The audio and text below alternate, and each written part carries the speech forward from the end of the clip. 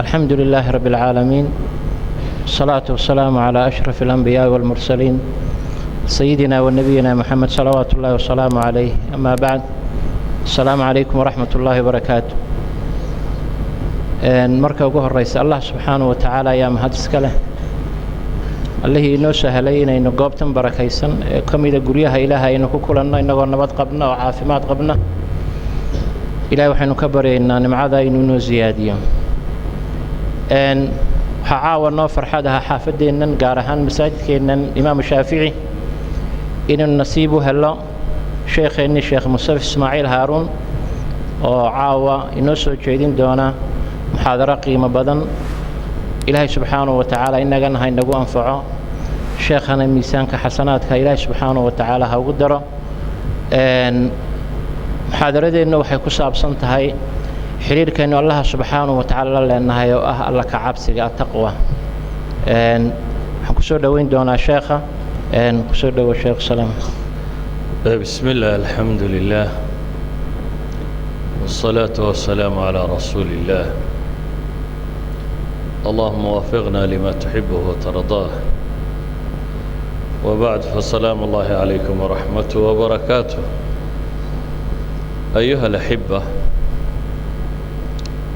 أن علماء waxay ku yiraahdeen mawduucaad galaysaa diintu waa la kacabsi baa ku yiraahdaa, la kacabsi uma gali doona, laakiin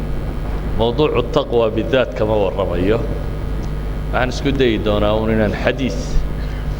من أحاديث رسول الله صلى الله عليه وآله وسلم يوحد المام يوحكة المام. حديث كإمام الدارقطني وسوريي قضية المقدسي في المختار وكوريي شيخ الألباني وحسن وقلت المام يوأه المؤمن يألف ويؤلف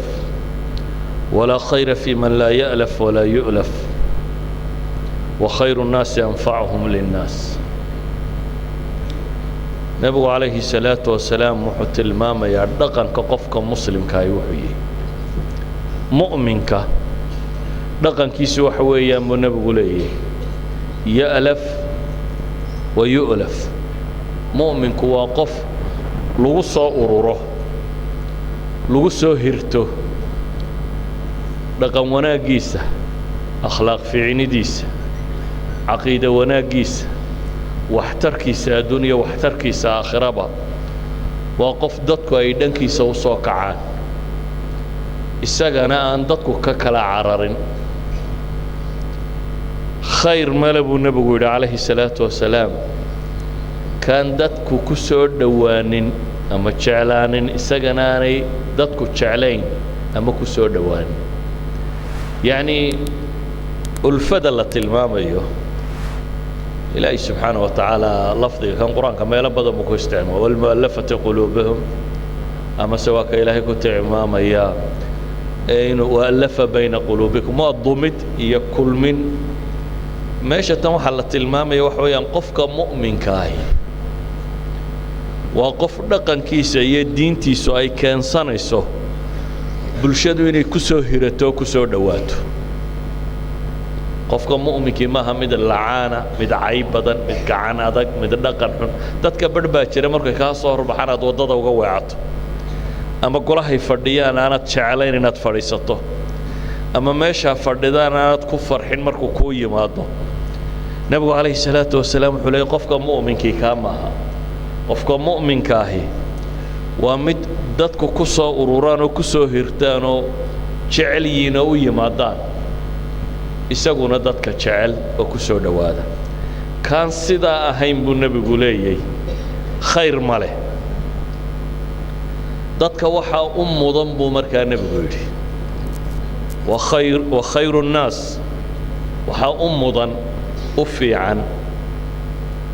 anfacuhum linnaas, anfacuhum linnaas, dadka ka ugu waxtar badan. dadka waxa ugu mudan buu nebigu leeyahay markii la tilmaamay mu'minku qof lagu soo dhowaado lagu soo hirtay inuu iyo dhaqankiisuba caynkaaye. mu'minkaa laftiisu noocaas iyo sidee bay u kala fiican yihiin, waxay iyaguna u sii kala fiican yihiin buu nebigu leeyahay anfacuhum linnaas, dadka ka ugu waxtar badan asalka waa kii xadiidka muslim ku yaalla nebigu calayhi salaatu wasalaam ku tilmaamayey man istataaca minkum an yanfaca akhaahu falyafcal waxaan u malaynayaa xadiidkan sababtiisu inay ahayd qoladii tidhi waxbaanu tuftufnaa ama waxbaanu akhrinaayoo dadka waa dawaynaa ee uu yidhi bal itusa waxaa wax ku dawaysaan ee markay arkeen uu nebigu arkay waxay akhriyaan inaan macsi iyo xumo iyo shirkitoona ku jirin wuxuu ku yidhi man istataaca minkum an yanfaca akhaahu falyanfac ninkii awooda inuu walaalkii wax tarow wuxuu doonaba ha noqdo qofkii awooda walaalkiisa kale inuu wax tarow falyafcal buu nebigu leeyahy calayhi salaatu wasalaam sidaasi ha yeelo xadiidkaasi markaa cumuuman wuxuu tilmaamayaa dhaqanka qofka muslimka uu leeyahay wuxuu yahay waxaa kaloo uu tilmaamayaa iimaanku iyo akhlaaqda fiican siday mu'miniintu ugu kala sarreeyaan inay ka mid tahay siday u kala nafci badan yihiin siday u kala waxtar badan yihiin nafcigan aynu ka hadlaynaa markaa waa maxay waa nafci adduunyo iyo mid aakhiraba waxtar adduun iyo waxtar aakhiro bini aadam wax la taro horta waxa ugu weyn kow inaad aakhiradiisa badbaadiso khasaaraha ugu weyn ee bini aadam ku dhaca waa dee cimrigii oo dhan inaad khasaarto nolosha caadiga ah maalan ninka taajirka ninka wax baranaya ninka guursanaya ninka baa laga yaabaa marmar inaad ku khasaarto wixii aad samaysay waxbarashadii inaad saaqida ama intaad soo baratay waxbaba shaqo ku weydo tijaaradii intaad gashay inay kaa khasaarto laakiin waxaad rumaysan tahay weli inaad haysato maxay jaanis wax kale inaad tijaabin karto haddaad tijaarada markan loosgarayso weyday inaad si kale isugu dayi karto lacalla in mar dambe alla kuu furee guurku hadduu markaan kaa xumaado inaad mar dambe tijaabin karto waxbarashadu markaan hadday kaa xumaato inaad laakiin meel baa jirta hadday xumaato tijaabo dambaba aan lahayn waa cimriga markaad khasaarto markaad geeriyooto ee kitaabkaaga la laabo hadduu khasaare ku guntamo soo noqosho ma leh jaanis dambe ma leh markaa khasaaraha qofka kaa badbaadiyey ilaahay sababtiisa kaaga badbaadiyey waa qofka kugu waxtar badan maalan waxaynu leeyahay nebi moxamed calayhi salaatu wasalaam iyo saxaabadiisii diinta uu soo dhiibay nolosheenna waa dadka inoogu waxtar badan waxaa laga yaabaa adigu markaad waxtar ka fikirto dadka nool iyo meelaha kan inaad egeegto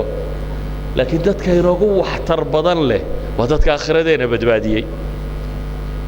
ee nolosheennu waxay ku hagaagaysay tu adduun iyo tu aakhira baa inoo sheegay sidaa daraaddeed baa ilaahay qur-aanka wuxuu ku tilmaamayaa waalcasri ina alinsaana lafii khusrin ila aladiina aamanuu wacamiluu الصaalixaati watawaasaw biاlxaqi watawaasaw biالصabr inta rabbi dhaartay ayaa alla wuxuu leeyahay bini aadamku dhammaantii khasaare barhtankiiba ku jira baa la yidhi lafii khusr ilaahay baa dhaaranaya subxaana wa tacaala waxaanu ku dhaaranaya bini aadamku inuu khasaaraha barhtankiisa ku jiro qolaa alla ka soo reebo la yidhi khasaaraha way ka baxday oo iyaguma khasaarin waa qolada laga helay iimaan iyo camal suuban ama hagaagsan markaasaa weliba camalkaa suuban wax ka mida lasii tilmaamoo la yidhi waa kuwa xaqa isu dardaarma sabirkana isu dardaarma qofka xaqa kuu dardaarmay ee sabir kuu dardaarmay wax ku anfaco waxyaabihii kuugu wanaagsanaa buu kuu sheegay wax ku tara wixii kuugu roona sidaa awgeed maalan dhallinyaraatiin haddaynu dhallinyarada qur-aanku ka warramo wax ka tilmaamno ilaahay wuxuu ka warramayaa nebiyullaahi yuusuf oo dhallinyaro ah nebi yuusuf oo dhallinyaro ah oo imtixaano tiro badan ee nolosha soo mareen nebi yuusuf bin aadam imtixaanada mara kuwii ugu adkaabaa soo maray isagoo yar oo carruuraba walaaladii la colloobeen dabeetana waa tuureen god bay ku rideen godkii baa safar kala baxay isagoo yaroo carruuray addoonsadeen waa iibiyeen sida alaabta loo iibiyo reer baa laga iibiyey reerkii laga iibiyey baa haddana nin qurux badan buu hayo quruxdiisii haddana imtixaan ku noqoto oo haweentii joogtay jeclaatay waa diiday inay wax kasta oo ay ku khaldi karto ku samaysaaba isku dayday waa iska soo taagay inay boobtaayo kufsataaba isku dayday waa cararay dharkay ka dildillaacisay haddana waa la qabtay waa la xidhay xabsuu ku galay isagoo waxba samaynin ayuu xabsi ku galay xabsiga maxaa loo geliyey guriga boqortooyada ceebtiisu inaanay dabadda u soo bixin markii hadalka la maqmaqlay si loo ilaabo waayo ilaahay qur-aanka wuxuu ku tilmaamayaa markii ay u caddaatay inaanu ninkani beri yahay kadib baa la xidhay berinimadiisi iyo cad baa la xidhay si warkanba loo ilaabo oo wuu ilaahay subxaanahu wa tacaala nebi yuusuf oo waxaasoo dulmiya lagu sameeyey ayuu wuxuu ku tilmaamayaa inuu haddana muxsin ahaa qof samaka taliye ahaa qof wanaag ka shaqeeya u ahaa dadkaasoo dulmiyey colaadba lama qaadan ee wuxuu isku dayay inuu wanaagun ugu yeedho ilaahay wuxuu inooga warramayaa markuu guriga joogay inuu ninka odayga ah ee gurigiisa uu joogay inuu cirdigiisa iyo sharaftidiisa u ilaaliyey inuu yidhi marnaba ninkii anigay wanaajiye gurigiisa ay keenay reerkiisa uu xadgudbi maayo ku faraxumo ku samayn maayo xabsiga markuu galay qur-aanku wuxuu tilmaamaya laba wiil baa lala soo xidhay wadakhala macahu sijna fatayaan labaa lala soo xidhay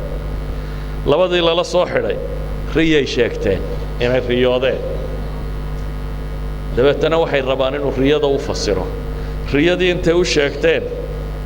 riyada kama warramo ma rabo inaan ka warramo laakiin waxaan ka warramaya maxay riyada ugu sheegteen waxay dhahay innaa naraaka min almuxsiniin waxaanu kuu aragnaa bay leeyihin kuwa ixsaanka sameeye ee dadka waxtara inaad ka mid tahay waxaa muuqata nebi yuusuf xataa xabsiga gudihiisa muu odhanin qolo gaalaaba ay xidhatay oo waa lay dulmiyo cadho waxaad aragtaba geeska ku qaad ee waxa uu tilmaamayaa nimanka kani nebi yuusuf xabsiga xataa gudihiisa inuu qof wanaagsan ku yaho dadka waxtara marka waxay leeyihin riyadayadatan baanu rabnaa inaad noo fasirto innaa naraaka min almuxsiniin inuu waxtar badnaa qur-aanku wuxuu kaloo inoogu tilmaamayaa walaaladiisii godka ku riday oo aan garanaynin isagoo xabsigii ka soo baxay oo madaxa ayay u yimaadeen dabeetana waa kii sida fiican safarkoodii iyo lacagtii iyo wixiiba siiyey mu odhanin waa nimankii godka igu riday anna maanta madax baan ahaye waana argoosanayaaye ha la xidhxidho waa xidhxidhi karayey godkiisiina waa ku guri karayey inuu xidhxidho daaye intuu cafiyey oo xoolo siiyey ayuu sii daayey iyo waan garanaynin xataa isuma sheegin markii dambe uu walaalkii kala soo hadhay maxay ku lahaayeen fakhud axadanaa makaanah innaa naraaka min almuxsiniin bayana leeyihin kuwa aabba waana qabsanayaaye kuwa yagan kale mid qaada bay leeyihin oo wiilka yar noo sii daa waayo innaa naraaka min almuxsiniin bay tilmaamayaan nimankii godka ku soo riday waxay kaga abaal sheeganayaan inuu yahay maxay qof ixsaan badan inuu yahay intaa waxa dheer waxaa laga yaabaa inaad tidhaahdo war kuwani dee waa walaaladii dee mar haddii ay niman isku aabbaayiin oo walaalkii uu yahay inkastoo walaalkaa kaa gardaran yahay marar badan baa qaraabanimada iyo walaalnimadu ku qaadaayo aad laga yaabaa walaalkaa inaad waxba ka soo qaadin wixii uu kuu geystay aad cafido bal kuwa aanay walaalahayn aynu eegno nebi yuusuf boqortooyada xidhatay xabsiyada boqorrada ee markaa meesha ka muuqday waxay ahayd xabsi aan tiraba lahayn meeshuuna lagu ridaa la yidhi sanawaad markuu ku jiray falabita fi sijni bidca siniin baa ilaahay tilmaamaya sannado culamadu waxay dhahaan 7 sannado iyo meelaha markuu ku jiray xabsiga ayaa boqorkii riyooday dabeetana xaashidiis iyo dadkii u dhowaa ayuu yidhi war riyada tan yaa ii fasiraya waxay yidhaahdeen waa adqaasu axlaam tani mid la fasiri kara maaha bay yidhahdeen waa mid aanan garanaynin fasirkeeda gaaladii iyo intiis ag joogtay waa fasiri kari weyday kadib baa labadii uu riyada u fasiray sidii uu ugu fasiray waa tii noqoto midna wuxuu yidhi waa lagu dilayaa midna waa lagu sii daynaya boqorkaad khamriga u shushubi doontaa kii boqorka khamriga u shushubayo meesha jooga oo uu markii horena yidhi war boqorka ii sheeg inaan dulmi ku xidhnahay ayaa waxba ma xasuusanay markii la iska soo daayey dantiisu iska raacday hadduu xasuustay inay yuusuf u baahan yihiin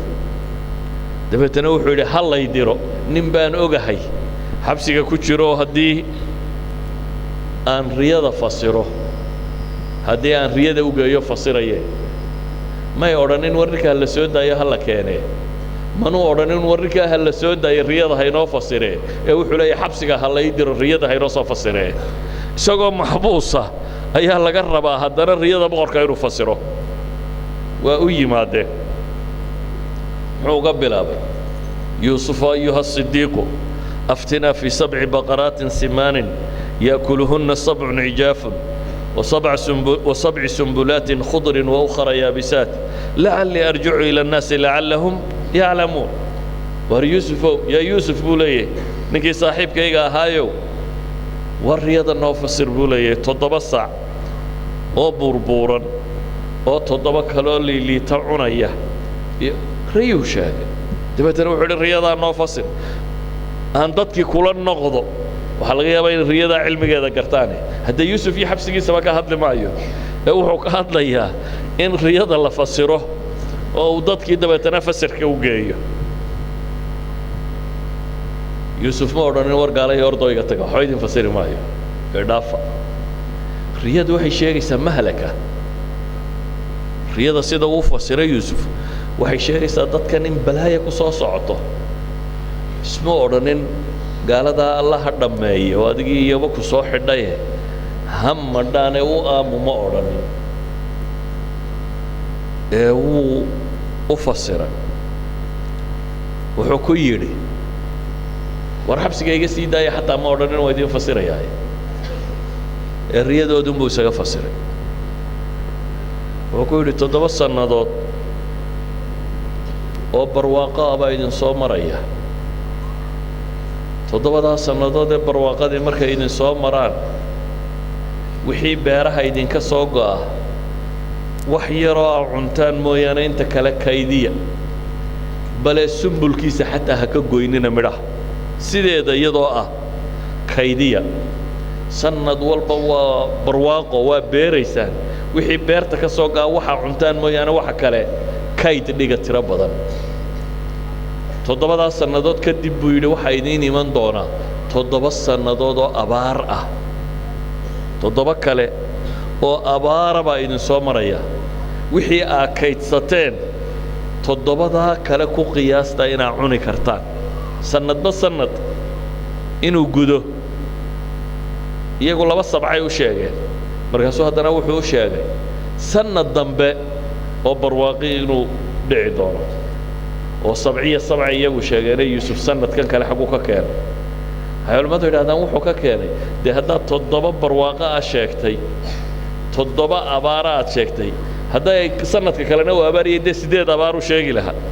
marka maadaama la yidhi 7 barwaaqo 7 kaloo abaara ku xiga macnaheed waxa weeyaan abaartu 7 bay ku dhammaanaysaa waxa ka dambeeya waa inuu noqdaa maxay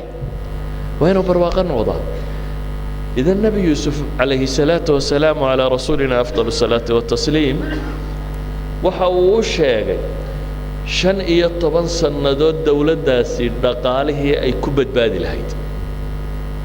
فرسمدي أمد داسي 15 سنة أي كبد بادي لهيد أي أتل مام تاسي محي شيغي ساه وحي شيغي ساه دقن كقفك مسلم كاه دقن كقفك مسلم كاه الأصل هو الإحسان والبر قال يا مسلم بين أدو سبب فشو كاسا أصل كوياه مركي شوفته إحسانية وحبحينية وحايكا ولذلك بقى نبي الله محمد عليه الصلاة والسلام يا أبي بكر يا صحابة دي وحيابي أبالك اللوغو هيي وحاكم مدأها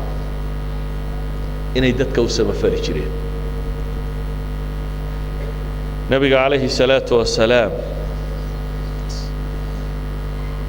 markii waxyigu ku soo degay dee waxyi hore muu aqoonin wuu baqay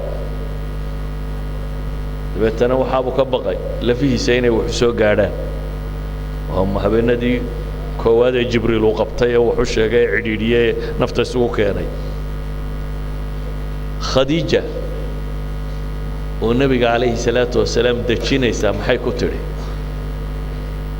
waxay ku tidhi kalla ilaahay baan ku dhaartay weliga in adiga alla ku hoojinaynin xagee ka keenta khadiija waxay leedahay nabi maxamed calayhi salaatu wasalaam ha cabsanin horta adiga ilaahay weligaaba ku hoojin maayo sababtu waa maxay bay leedahay waxay leedahay martida waad soori jirtay dadka dhibtu haysata dhibtaad ka qaadi jirtay kuwa la dulmiyo waad u hiilin waxay tilmaamaysaa ixsaanka bini aadamku uu sameeyo oo dhan hadda waa intaan waxyigu soo degin nabi maxamed calayhi salaatu wasalaam intaan waxyiba ku soo degin oo quraysh iska dhex joogay ee ninka dhallinyarada u ahaa dhaqankiisu inuu ahaa inuu qofkaan waxaysan wax siiyo qaraabada xidhiidhiyo ka dhibtu haysato dhibta ka kor qaado martida uu sooro kuwa yacni inuu ahaa qof bulshada waxtar ku ah xataa abi bakar radia allahu canhu markii ay ku adkaatay noloshii maka intii aan loo hijroonin madiina mar baa dhacday oo abi bakar iskaga baxay magaalada madiina magaalada maka markay dhibtu badatay ee aan wali hijradii madiinana bilaabin buu iska tegey isagoo iska socda waa intaan xataa xabashida loo soo hijroon baa la yidhaahdaa isagoo iska socda meesha barkilqamaad la yidhaahdo ayuu wuxuu kula kulmay nin ibnu duqna la yidhaahdo ninka kani qabiilada qaarna la yidhaahdo sayidkeedii weeye waa yeel caaqil ama suldaan qabiil ninaa buu la kulmay abibakaroo iska soconaya wuxuu ku yidhi war abubakarow xagaad ku socotaa wuxuu yidhi innii uriidu an asiixa fi lard waxaan rabaa inaan dhulka ilaahay iska maro siyaaxada waagii hore diimihii hore iyo waxaa jiri jiray dad la yidhaahdo waa saa'ixiin qof aan meel la u socon laakiin iskaga baxa un dhulka oo ilaahay baan caabudaya meeshii cisatu baan u degaya iska socda abubakar wuxuu yidhi makaan meel la jooga noqon weydayoo waxaan rabaa innii uriidu an asiixa fi lardi faacbuda rabbi dhulkaa ilaahay inaan iska socdo oo ilaahay caabudo saasaan doonayaa buu yidhi ibnu daqina wuxuu ku yidhi inna miluka laa yakhruj walaa yukhraj waar adigoo kale abibakarow nin tolkii iyo dadka ka taga ma tihid nin la saarana ma tihida maxaa dhacay yacni almu'minu yaalif wa yu'lafti weeyaan wuxuu leeyahay adiga abubakari nin tolkii saaro iyo nin tolkiinu hoos kaga taga midna ma tihide adoo kale dee mana baxa buu leeyahay lamana saare sidee wax yihiin buu leeyahay waayo muxuu sababtaa u leeyahay weedhii khadiija ay ku adeegsatay nebiga calayhi salaatu wasalaam weedh la mida ayuu ibnu daqinina ku adeegsanaya abibakar wuxuu leeyahy fainaka tuksibu almacduum watasilu alraxim wataxmilu alkal wataqri dayf watuciinu calaa nawaa'ib alxaq xadiiska bukhaari warinaya waar adigu buu leeyahay wax ma haystaha mid wax siiya baad ahay barlaawaha qofka ah qof wax tara baad ahay qaraabadiiyo riximka nin xidhiidhiyaad ahay dadka culaysku haysto qof culayska ka qaadaad ahay nin martida sooraad ahay mashaakilka dadka qof wax ka xallila baad ahay bulshada qof wax tar ku ah baad ahayd buu leeyahay qofka noocaasina tolkiina ma saaraan isna ma baxo qof xun ma tihid buu leeyahay sidaad u baxdaa ibnu daqina weedhaasuu tilmaamaya weedhaasi maxay tahay marka waxay tilmaamaysaa dhaqanka qofka muslimka ah waxay tilmaamaysaa qofka muslimka ah ee dhabta ahi inuu yahay qof wax tara wax ma tare maaha qofka muslimka mid buu maalin nebigu ku yidhi ayaa ku yidhi maxaan sameeyaa waxaa sameey markaasuu yidhi haddaan kari waayana waxaa sameey haddaan kari waayana sidaa yeel haddaan kari waayana markii dambu nebigu wuxuu ku yidhi haddaba adigu sharkaagun dadka ka haysa buu leeyahy imtixaanun dadku ka cararayaad noqonine imtixaannimadaadun haddaba hayso wixii shar ah jooji buu nebigu ku yidhi haddaan saa kale wax u taraynin idan waxaynu leenahay qofka mu'minka ahee adduunka waxtar buu ku yihi aakhirana waxtar buu ku yihi oo waa maxay nebiga calayhi salaatu wasalaam ayaa wiil dhallinyaro oo yuhuudiya u shaqayn jiray shaqaalaha nebigu ka mid ahaa wiilkii dhallinyarada u shaqaynayaa la yidhi wuu xanuunsaday nebigu calayhi salaatu wasalaam wuu soo booqday waa qof buka oo la booqanayo waa qof buka oo la booqanayo maxay ah oo weliba yahuudi ah aan muslim markaan ahayn wuxuu ugu yimi gurigoodii isagoo jiifa nebigu calayhi salaatu wasalaam markuu u yimi ayuu madaxa ka fadhiistay dabeetana wiilka yaraabu wuxuu ku yidhi waryaa war islaam nebigu wiilka kan ilgeeriyaad baa uga muuqato wuxuu uga cabsi qabaa hadduu imika dhinto soo naar geli maayo war aslim buu ku yidhi waroo islaamnimo ugu yeedhaya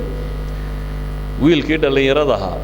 aabbihiiyo dee yuhuudiyo meesha jooga ayuu kor u eegay aabbihiina wuxuu ku yidhi aطic abalqaasim abalqaasim waa nebi maxamed kuniyadiisii calayh isalaatu wasalaam waxa uu kuu sheegayaa aqbal buu ku yidhi odaygeena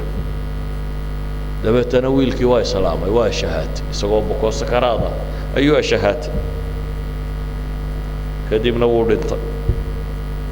nebigu calayhi salaatu wasalaam baa ka soo baxay isagoo leh alxamdu lilaahi aladii anqadahu min annaar ilaahay baa mahadle naar ka badbaadiyey yani ilaahay buu mahadinayaa nebi moxamed calayhi salaatu wasalaam qofkaa bini aadamkaa inuu cadaab ka badbaadiyey macnaheedu waa maxay qofka mu'minka ahi waa nafcigiisu adduunkoo qura kuma fille eh aakhirana dadka wuu anfacayaa oo wuxuu tijaabinayaa dadka inuu cadaab ka badbaadiyo tusaale haddii qof gubanaya kaa soo horbaxo maxaad yeeli lahayd qof ololayo dab ku karay hadduu kaa soo horbaxo maxaad yeeli lahayd wax kale kamaad fakarteen inaad demiso mooyaane socankaa ma aha mara ku qabataya biyo ku saydhaya cid ku waxaad doonto kula cararo wuxuunbaad sodhan lahayd bal horta qofka demi waxaa la mida markaad aragto tolkaa iyo dadkaagiiyo naar ku sii socda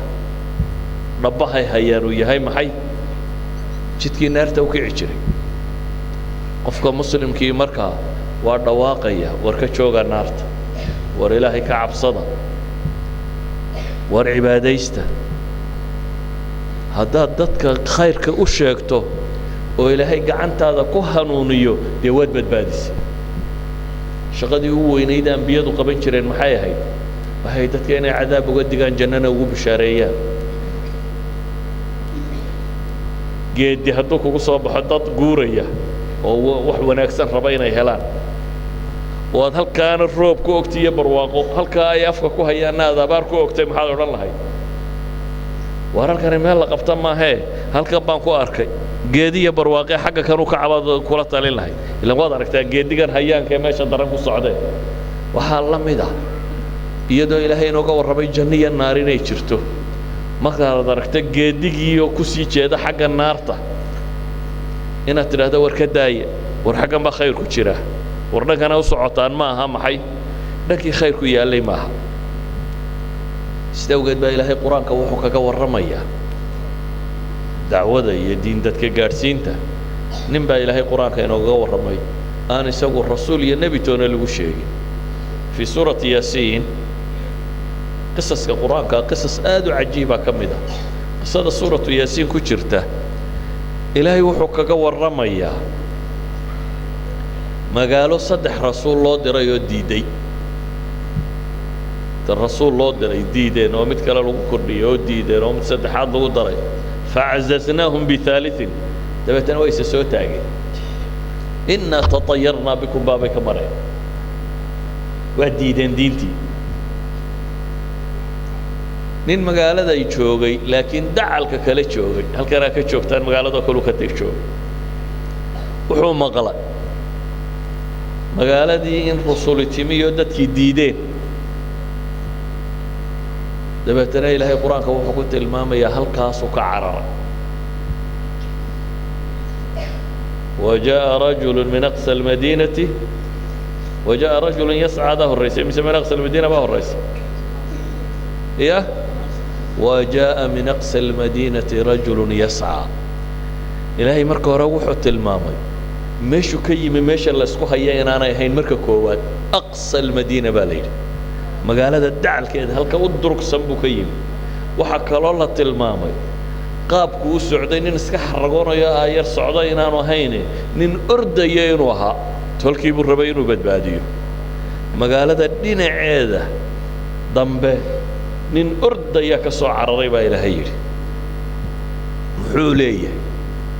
ninkani wuxuu iska xil saaray eegada ismu odhan waar meesha saddex rasuul la beeniyey adiga macid baa wax ka dhegaysanaysa iska tagtay danahaaga iska raaco هذا وعلى جاب أنا سنادو واربكا وداتك وعدية وداتك وهداني راعين محادي كل قوينية كان لكن صدح رسول بقى الذي لكن ولي وحد درسي حل ساريه إنه قف بنا آدم وحقبا كرين وياه إنه وحتره دبتنا إلهي وحوله وصاعر من كاس ماشي يمي شغال محي اتبعوا المرسلين اتبعوا من لا يسألكم أجرا وهم مهتدون wartolka ee uu buuleeyay war rususha raaca wardadaan waxbaba idin ka rabin oo haddana hanuunsan maxaa ku diidaysaan bini aadamku hadduu aad istiraahdo ama jeebkaagu ku socdaa ama magac iyo maamuus iyo madaxnimo iyo waxbuu kaaga doonayaa waxaa laga yaabaa inaad sira adkayso ismadax adkaysid laakiin qofku hadduu wax kuu sheego isagoo waxbaba kaa rabin adduunku weydiisan madaxnimo ku weydiisan waxba kale kaa rabin hadduu wax kuu sheego waad tilaada qofkaas wuu kuu naseexeeyey إلا ندنك لو كوكو قبا ما جرته يا ثلاثة وكون استحي وحوني كان إليه هاي والرسوش الراعة وايو أدون نيدن كمان ربان مقعنا وحبايدي كمان دونيا اتبعوا من لا يسألكم أجرا وهم مهتدون وروانا هنوسين حق بايدين شيئا وحكا لو يدن كربان نما جران الراعة بكليه ولا داس ما يراعين isagu wuxuu sheegtay inuu mu'min yahay inuu ilaahay rumeeyay rusushana rumaysan yahay dabeetana way dileen say culimadu sheegayaan way dileen markay dileen maxaa dhacay ilaahay baa quraanka wuxuu inoogu soo guuriyay ninkan oo aakhira jooga wixii uu haddana ka fakarayay haddama markuu adduunka joogay shaqadiisii waa la inoo sheegay markuu dhintay aakhira qabtay sidoo haddana u fakarayay baa ilaahay inoo sheegay aakhira markuu tagay muu odhanin nimankii rusushana diiday adigana ku dilay ilaahu midha ka reebin kama fakaraynin ee weli waxtar buu la rabaa yaa layta qawmi yaclamuuna bima gafara lii rabbi wajacalanii min almukramiin buu leeyay yaa layt alla jeclaan lahaayee buu leeyahay tolkay inay ogaan lahaayeen sida ilaahay dambigayga u dhaafay ee uu ii karaameeyay nicmo ii siiyay jeclaan lahaayeen inay maanta ogaadaan si ay u raacaan yani iyana rususha u soo raacaan isagoo aakhira ku maqan ayuu weli wuxuu tolkii la rajeceliyo la raadinayaa maxay ayuu wanaag la raadinayaa ma odhanin war waa nimankii ii dilay ee adduunka iiga keenay aakhira ii diray laakiin wuxuu leeyahay isagoo xaggaa joogu weli wuxuu la jecel yahay kuwa in khayrku gaadho oo tolkii inta ilaahay rumeeyaan waxa uu nimco ku jiriyo wuxuu dambi dhaafaysta iyo karaamada alla siiyey inay wax ka helaan idan ayuha alaxiba waxaan leenahay war mu'minka dhabta ahi waa kaa dadku ay ku soo hirtaan waa kaa dadku jecel yihiin isna dadka khayrka la jecel waa kaa wanaagga faafinaya waa kaa dadka waxtarka u ah waa kaa dadka anfaca adduunya anfaca aakhiraba u leh wax bini aadam lagu anfacana kaas baa ugu roon nabiyullaahi moxamed calayhi salaatu wasalaam isagoo dagaal ku jiro yuhuud ay dagaalamayaan ghaswatu khaybar dagaal adag buu ahaa qalcadihii nimankan waa la furan kari waayey dhowr maalmood baa dagaalku socdo la isku soo noqonayay maalintii dambu nebigu yidhi saaka waxaan raayada calanka muslimiinta waxaan u dhiibayaa nin ilaahay uu jecel yahay ilaahay rasuulkiisu jecel yahay isna jecel dabeetana cali ibn abi aalib baa loogu yeedhay caliyo bokooraba ku dhacday waa bokooraysan yahay cali meeyo waa bokooraysan yahay baa la yidhi u yeedha buu yidhi calu ku tufay oo u duceeyey calaa indhihii fay u yidhaahdeen dabeetana calankaa loo dhiibay calanku waa hoggaamintii janankii ciidankaa laga dhigay afka aynu maanta ku hadalno ciidanka inuu kaxaysto ayaa loo dhiibay haddaad gaalo is haysaan oo aad dagaal dhowr maalmoodoo hore ku wada jirteen oo wax idinku kala dhinteen oo goobtaa isku haysaan oo ninka aad dagaalka gelinaysaa maxaad kula dardaarmi lahayd waxaa laga yaabaa hadday innaga caqligeenna inaad ku dardaarmi lahayd nimankaa xabad ha ka sii dayni sidii aad u qaban karto iyo dhadhansii qadhaadhkaaga inaad odhan lahayd laakiin nebi maxamed taa kulama dardaarmin wuxuu ku yidhi islaamnimo ugu yeedh kow nimankaasi waa yuhuud waa la ishayaa waa la dagaalasay haddana khayr baa lala rabaa waayo qofka muslimka asalkaba dadka khayr buu la rabaa asalkaba dadka khayr buu la rabaa gaalnimada inay ku dhintaan faa'iido kuuma laha inaad gaalo ka dhigto dabeetana laysaa faa'iido kuuma laha waxaa kaaga khayr badan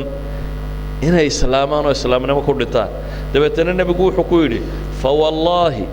لأن يهديك الله بك رجلا واحدا خير لك من أن يكون لك حمر النعم إلهي ما كنت دارتي النبي قولي عليه الصلاة والسلام إلهي إنو قعنت هذا كهنون يهلننا تتكادر أيسا إساتان متقولي إنو كاسور راعو أيا كاغا فيعا وكاغا خير بدن إن هذا شقالة كيس عسعس بالنبي قولي يعني عربتي واقع جوجتي ده دولار كوين يا دايموند هلا يغاني وحها قال عساس قال عس إن تصاهشوا لما كانت قالوا ده صاحة بصو وحا كاغا في عمبو النبي يقول له كاغا خير بدن إن دين تقاطع إن كو إسلامان هل نينو كو إسلاما كاغا خير بدن سيداسي أوقات بالنبي عليه الصلاة والسلام وحكوت المامية إن الله حديث كإمام الترمذي ورينيو حسن كوكوت المامة صحيح الشيخ الألباني إن الله وملائكته وأهل السماوات والأرض حتى النمل في جحرها وحتى الحوت لا يصلون على معلم الناس الخير نبقى حلية الله يا ملائكتيس كوا السماء جرة يا واحد لك شوقة حتى أبو نبي قولي هي قرآن جقد كشرته أما كلهم بد كشرة كلا يتهينا إلهي بيوحوا وبريان إلهي إن حريستو سيسينا يا أنت كلنا وبريسا قف كدتك خير كبره